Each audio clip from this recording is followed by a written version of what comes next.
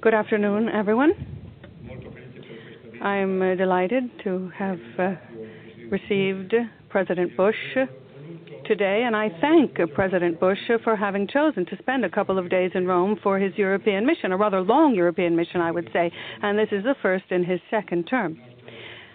Our talks today have been very, very interesting indeed, very friendly talks, and I must say that we took the opportunity, in fact, to pursue some issues that we already began discussing in Heiligendamm. And in fact, we had a bilateral meeting today and discussed some of the issues, as I said, that we already went over in Germany. We talked about climate change, energy, our fight against poverty, our Africa policies. These are all very, very important decisions and choices that we have to make, and of course that are going to be important for the future, the next generation as well. We briefly went over some bilateral issues. Fortunately, we don't have any bilateral problems, I would say, no serious problems that have created any divisions between our two countries. And in particular, in fact, we do share the same views with regard to many issues, many matters, and we basically agree on how the future of the world should be. Now, I thank President Bush for some symbolic gestures that he has shown. Our countries are becoming closer and closer. And in fact, the Italian language is one of the languages that can be freely chosen in American schools. All high schools in America offer Italian as a language of study. And I think that this is a wonderful step, a wonderful way to bring two countries closer, especially when we consider that the flow of immigration between our two countries has stopped. It stopped a long time ago. Now, going on to other issues, of course, we agree that we need some new major players, new major world players, and we have to, in fact, work together with China, India, Brazil, Mexico, and we agree on that approach. We also talked about some meetings that we had with Mr. Lula and President Hu Jintao after the end of the G8 summit. And we realized, as I've said, that we've got to work more and more together. And I think that the progress that has been made by the United States in reaching an agreement, a broad agreement on climate change, has been a wonderful step forward. And I think that this is taking us in the right direction. In other words, we have to work together on these issues. We haven't yet finalized some of the quantitative details of this agreement, but obviously the underlying message is to work together, to cooperate. And I would say that maybe just a few months ago that seemed to be unlikely. Now, we also had a good discussion on other issues of common concern. We talked about Kosovo, for example, Lebanon, Afghanistan. And we spoke about some responsibilities that we should take on together. So both our countries should work together in order to restore peace and stability in these different areas of the world. We need to do more. We need to keep working together, especially when it comes to Middle Eastern issues. We know, of course, that we have not yet been able to put an end to the crisis, which has been ongoing now for a number of years. And in Lebanon, in fact, the peace mission has certainly led to some positive outcomes, yet there are still tensions, there are still many difficulties, and that's an open-ended issue, therefore, that we have to continue being concerned about. Now, that's what we discussed today. I don't wish to add any further remarks. I would like to give the floor right over to President Bush, and I thank you so very much for having come today, and I thank you for making it possible to cooperate together, and, of course, for enabling this cooperation with success in the future. Thank you. Buongiorno. Mr. Prime Minister, thank you. Laura and I are glad to be back in your beautiful country. Rome is a spectacular city, and I'm sorry we're disrupting traffic, but nevertheless it is great to be back here. Thank you for the wonderful meal, and thank you for our friendship. I think it's important for the people of your country to know relations between our countries are strong, and we intend to keep them that way. And I appreciate that, and I appreciate the good conversation we had. I thank you for your commitment to the people of Afghanistan. Your country has been an integral part of the NATO mission. You provided a lot of important troops for NATO. You're involved with the PRTs in Afghanistan. I thank you, but no more so than the Afghan people thank the people of Italy. These people are desperate to live in a free society, and you ought to take great pride, Romano, and I know you do, in making a significant contribution to their freedom.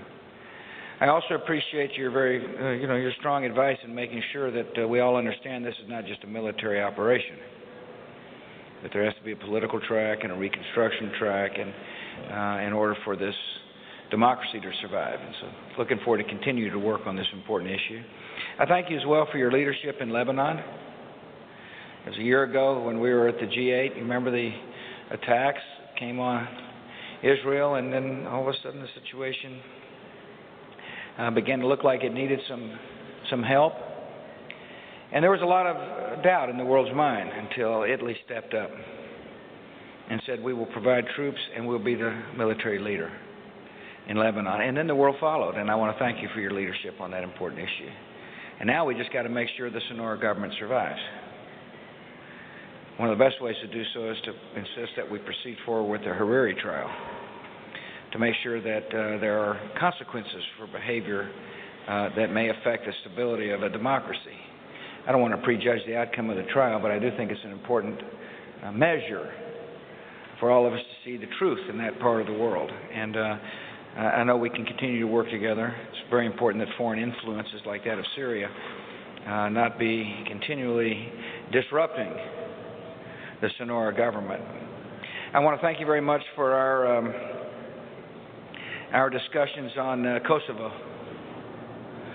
This is a part of the world you know a lot about, and Romano made some very significant contributions during the roundtable discussions at the G8, and was again very eloquent today about two things. One, that obviously a deep concern about the Kosovars, their desire to be independent, coupled with making sure there is a avenue forward for Serbs through the EU and maybe NATO.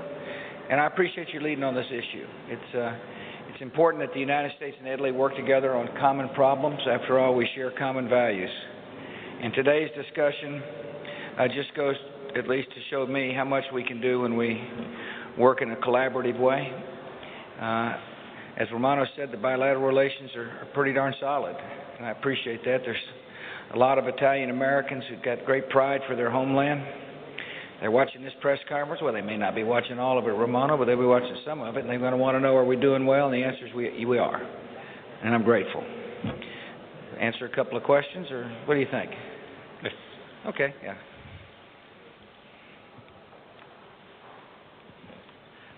Mr. President, you just said that you had lunch with Prodi today, and then later you will have a coffee break with Mr. Berlusconi. What do you enjoy most, the lunch or the coffee break? Or would you have preferred to be on a diet today? Presidente Prodi. And to Prime Minister Prodi now, I'm perhaps not going to be so ironic in my question. Now, the friendship is wonderful. You've made progress, but I know that there have been some differences. So there have been differences between the U.S. and Italy over the months, even though the friendship is solid and progress has been made. So President Bush is asking you to perhaps change your rules of engagement in Afghanistan, and even with regard to Iran, there are some differences of opinion, and in general in the Middle East. So have you managed to close that gap a bit, or how do you think you might be doing that in the future? Yes, I'm going to have coffee with the former Prime Minister Berlusconi. I'm doing so for a couple of reasons. One, he is the opposition leader. Two, he's a friend. And I mentioned this to Romano, and his attitude was, I don't blame you. It's the kind of thing he does when he goes to other countries, and I'm looking forward to seeing Silvio. It's one shouldn't read anything into it other than, you know, we made some decisions together. We've known each other for a while, just like I've known Romano. Actually, I've known Romano a long time too. He was president of the EU early on in my presidency, and so I consider it an honor to have friends with two important leaders here in Italy. Noi abbiamo discusso con We spoke very frankly about many of the issues that you've just raised in your question. And yes, there certainly is an active cooperation between us. And this is with regard to the problems we've had in Afghanistan and, of course, the very difficult situation in Iran. And we both share the same position, the same views. With regard to the danger that we are running if we allow the proliferation of nuclear weapons. And we also agree on the course of action that should be followed. So I think that in the future we'll certainly be able to work together. And we'll be able to exert pressure, both of us, on the Iranian government. We don't want them to exceed the limits, as it were, of a peaceful and monitored or controlled use of nuclear technology. So this is our position, and as I said, we share the same view. Now, of course, we also discussed other issues on our common agenda, and we were able to reiterate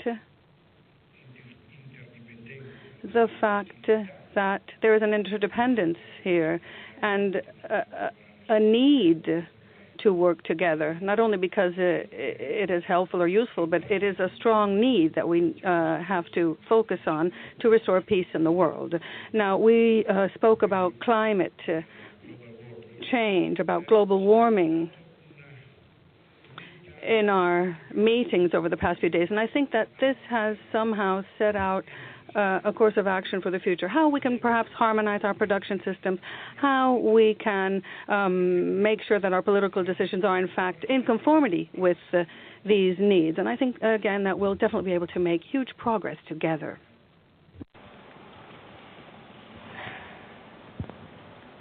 Thank you, sir. Can you talk about your conversation with Pope Benedict earlier? Did you have a fundamental disagreement over whether Iraq was a just war? And what of his concerns about Iraq did you take to heart? And if I could, to the Prime Minister, what did you tell the President today about the trials going on here involving Americans? Jennifer, I'd be glad to share some of the private conversation with his Holy Father. First, I'll give you an impression. I was talking to a very smart, loving man, and after 6.5 years of being the president, I've seen some I've been to some unusual places and I met some interesting people, and I was in awe, and it was a moving experience for me. We didn't talk about just war. He did express deep concern about the Christians inside Iraq, that he was concerned that the society that was evolving would not tolerate the Christian religion. And I assured him we were working hard to make sure that people lived up to the Constitution, that modern Constitution voted on by the people that would honor people from different walks of life and different attitudes. We talked about a lot of other subjects. We talked about our attempts to help the people in Africa deal with HIV/AIDS and malaria and hunger. I reminded him that we made a significant commitment to that end, that about 3 years ago, 50,000 people were getting antiretroviral drugs. Now over 1,100,000 people are getting them as a result of our initiative on HIV/AIDS, and then I'm going to double that commitment, or ask Congress to double the commitment from $15 billion to $30 billion.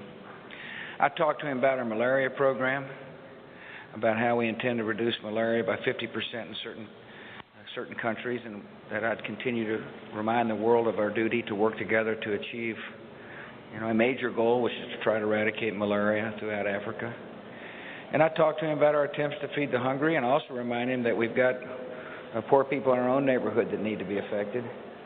He talked about immigration. He was watching the immigration debate very closely in America, and I told him I was a person who strongly supports comprehensive immigration reform.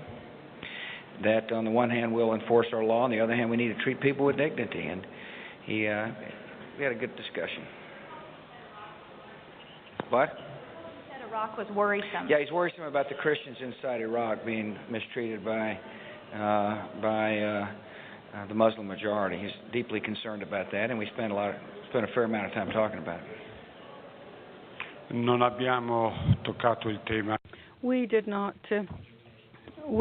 discuss the issue that you raised in your question just a moment ago, and I've already clarified many times that Italy, of course, is a democratic country. We have very clear-cut rules that we follow, and we therefore enforce our rules.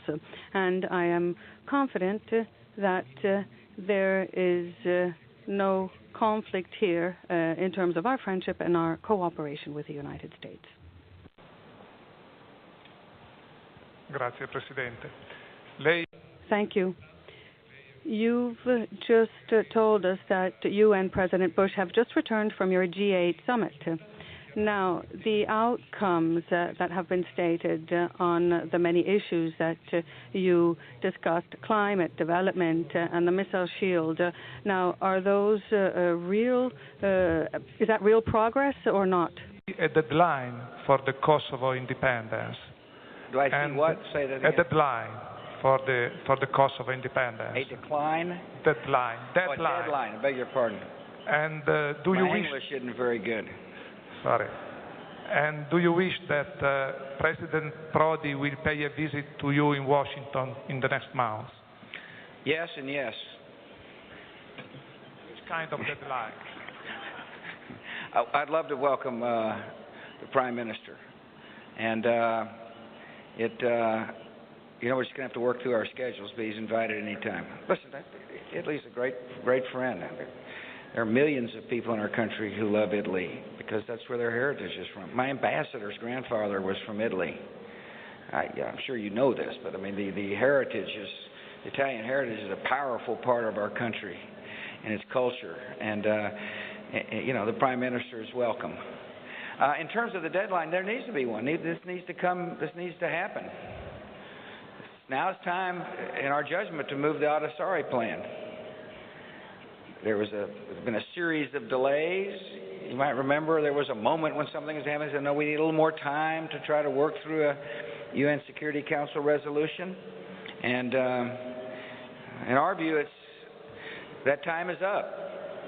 And so we're working with our friends and allies, and we had a long discussion with Vladimir Putin on the subject. But just to share with you my thoughts, what I told him there at the table was, it's time. It's time to bring this issue to a head. And obviously, there's deep concern about what that would mean, whether he'd accept it or not. I understand that. But the Kosovars are eagerly anticipating a decision by the world.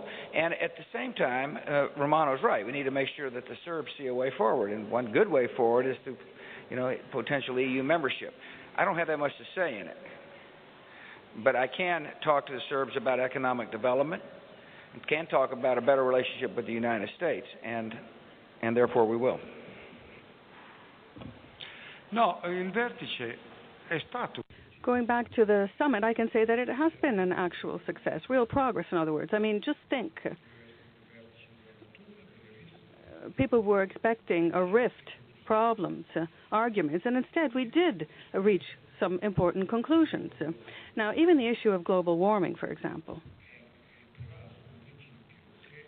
We realize that there is a prevalent principle, and that is that global issues have to be dealt with globally. In fact,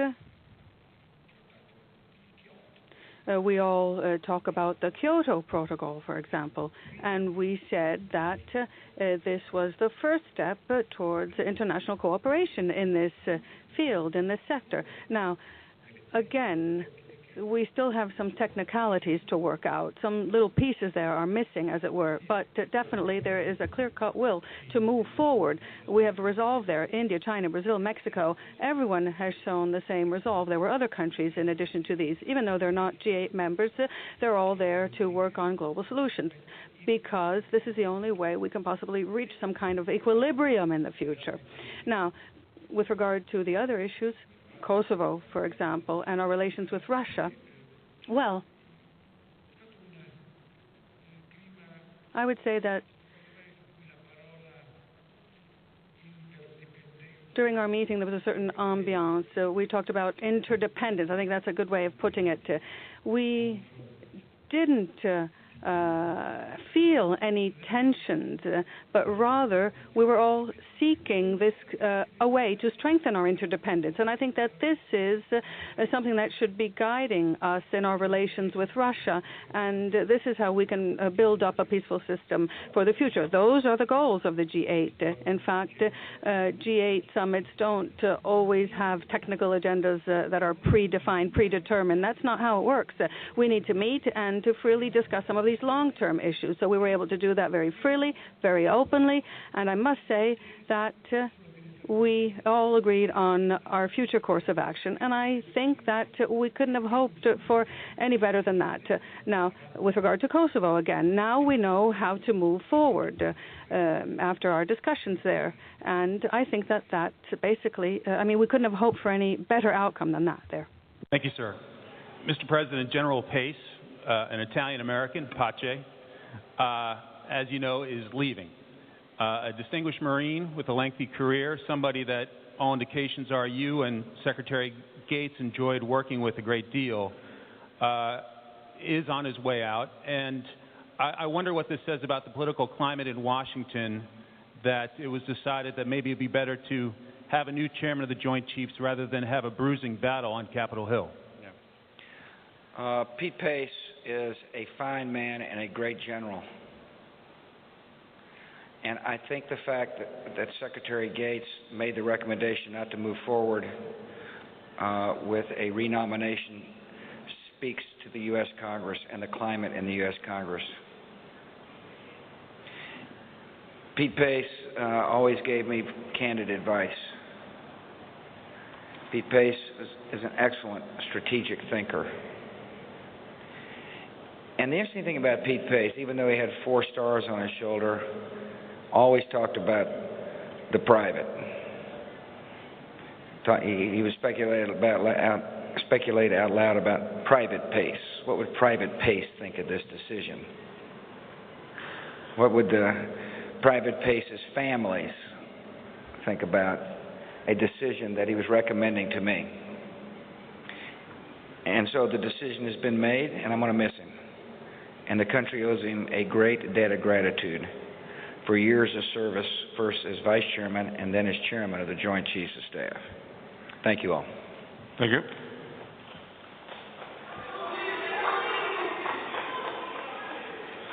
Thank you. Thank you for that ovation.